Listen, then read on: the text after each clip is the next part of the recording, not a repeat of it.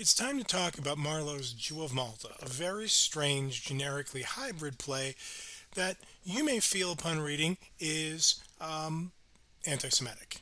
And on second reading, you may find it's more anti Semitic. I am not going to try to talk you out of that. I will not insult your intelligence. Let's take for granted that this play is anti Semitic, in that its protagonist is a villainous Jewish character, a murdering Jew, out of who basically exists in he's a model of European Christian fantasy from time immemorial. Let's take anti-Semitism as part of the topic here. You may be familiar with the stereotype of Jews' association with money, since anti-Semitism, which is going on 1,000 years old now as a kind of paranoid, conspiratorial bigotry, now associates Jews heavily with capitalism, with international commerce. And Marlowe is living in a period where England is starting to have real wealth from international commerce. The idea of global trading as the Europeans go out and trade and colonize and exploit the rest of the globe is really there. That paean to the golden jewels in Barabbas's counting house is a paean to all the money out there to be made in global shipping. But it's important to remember that anti-Semitism was not originally about Jews as a metaphor for capitalism or as a fantasy figure that helps people deal with the elements of capitalism they don't like, which is one of the ways it functions now. It hasn't always been about capitalism because anti-Semitism is older than capitalism.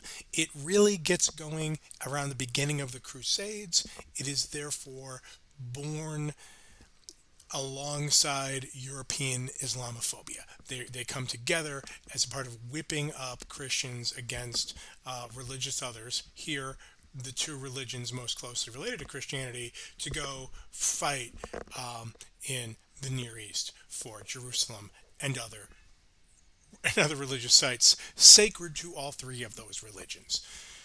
Jews had coexisted pretty well in Western Europe with their Christian neighbors in the earlier Middle Ages, and then in the 11th century, at the end of the 11th century, it got to be point. Well, like non-Christians are suddenly bad, so bad that we should go fight and kill them, because that's what Jesus would want us to do. And so attacking Islamophobia created anti-Semitism in Europe with it.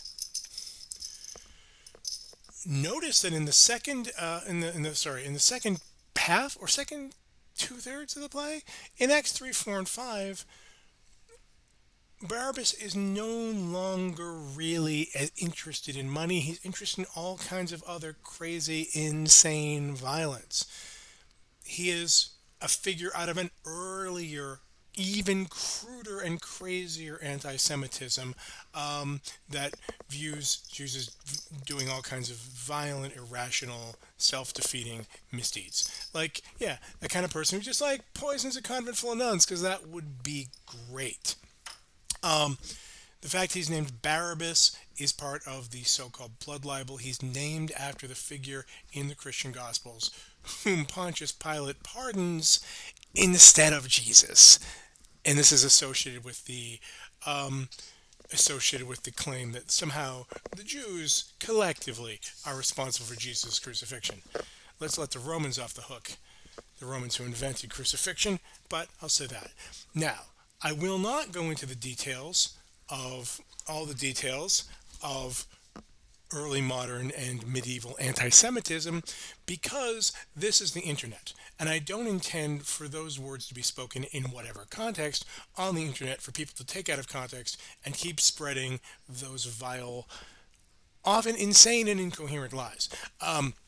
It is absurd what people will believe about Jews. Anti-Semites become so incredibly gullible. But it's worth noting that anti-Semitism is kind of like the baseline infection for a lot of later conspiracy theories. You see a lot of conspiracy theories on the internet which have the anti-Semitism lightly filed off, take away the serial numbers, But imagine similar bloodthirsty, crazy, totally unmotivated conspiracies happening somehow ubiquitously, but with no evidence that anyone can find, somehow undetected, except for the conspiracy theorist, whatever. You find these things happening all the time. They're part of a lot of recent conspiracy theories that have thrived online. Those are based in earlier anti Semitic discourse, and part of their power is that they seem culturally familiar to us. Our culture has these set of fantasies about Jews laid down for 1,000 years at this point. Whether even though they make more sense, maybe especially because when examined, they don't make a lot of sense. If you really want to know the grisly details, ask me in seminar itself. I won't tell you here on YouTube. There's a line of argument. A lot of critics have, oh no, we don't eat the wires. Don't eat the wire. That's not good. That's definitely not good. Determination is one of the basic features of human temperament that emerges in infancy. And you can see I have a fairly determined young person here. Here, this is okay. This is a teething toy. No? No? Electrical wire or bust? Yeah. So, yes, eat the butterfly. Look in the camera, say hi.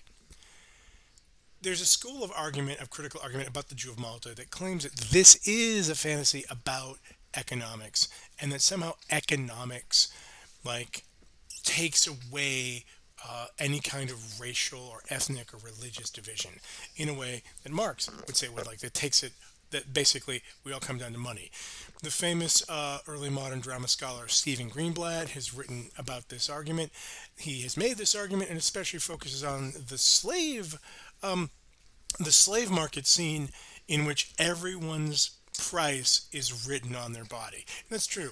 That is a real image of the market quantifying everybody. I would say, contra Greenblatt, that one thing that doesn't happen in this play is that ethnic difference is eroded. Oh, no, no, no, no. Barabbas insists on his ethnic difference. He absolutely insists. Money doesn't erase culture, religion, ethnicity. Hell no. Somehow it reinforces it, or it is pursued in spite of self-interest. Ithamore, too, gives his kind of resume of insane, self-defeating, pointless, terrible things he's done. Ha ha ha, I like, yeah, I like to poison Christian pilgrims' knees. That makes no sense. That's just stupid, and the stupidity, I have argued in print, or about to argue in print, is part of the point. How ludicrous that is. Something to remember here, early on, some critics talk a lot about the split between the first two acts and the last three. In the first two, Barabbas is also sinned against before he's sinning. He is the hypocritical Knights of Malta, try to steal his money, steal his money, out of sheer bigotry, and he is wronged before he goes on to revenge. Later, he's just killing everybody all the time, and forget about the reason. The reason is the audience finds it entertaining. It's worth noting here that I'm not going to make any defense of anti-Semitism, but it's also important to remember that the Christians in this play are not the good guys either. We have Ottoman Turks, part of the main Muslim empire in Eurasia at that moment. We have our fairly lonely Barabbas, the Jew, who can't get along with the other Jews in the first scene, and later gets rid of the only member of his family. But then the Christians are the knights of Malta, who I'll talk about again in a minute, and the Spaniards. Remember, Marlowe and especially his audience hate the Spaniards and fear the Spaniards more than they hate anybody. The Turk is not the great enemy. The Turk is far away. Spain has attempted to invade England within 5 years of this play being written. Spain attempted to invade England in 1588. Didn't make it. This play is written between 1588 and 1593. Can't be written later than 1593 because that's when Marlowe died. Oh, is that sad? Are you sad that Marlowe died? He'd be dead now anyway. He'd be very, very, very, very old. Very, very, very, very old. Oh, is that miserable? What's happening in that camera? How about this? Oh, you just have to have this. Oh, I know. I know. It's hard. It's hard to be without the delicious wire. You want some books? Books are also interesting to get. Spain is the enemy. Spain is the one they're afraid of. The whole audience hates and fears Spain. Imagine how people in the United States felt about Al Qaeda in 2003. That. Spain is the Christians here are hated by the original audience even more than the non-Christian characters. I will say Malta is a real place. Malta is a real flashpoint in 16th century history between the Spanish and Ottoman empires. They had a major, major siege a year after Marlowe was born. This play has nothing to do with the actual historical events. In this case, Marlowe does not care about the history in any way. The Knights of Malta never had an alliance with the Turk. No, no, no. They fought ruthlessly and with kind of crazed determination to resist an invading Turkish fleet. And they did it. The Turks never got Malta. It's kind of right at the end of their naval range, apparently. They're just like, it takes too long to siege the place. And by the time they're making progress, you got to go home for the winter. You got to like get the ship back to harbor. So this is nothing. Also, it's worth pointing out in the kind of there's flagrant history here.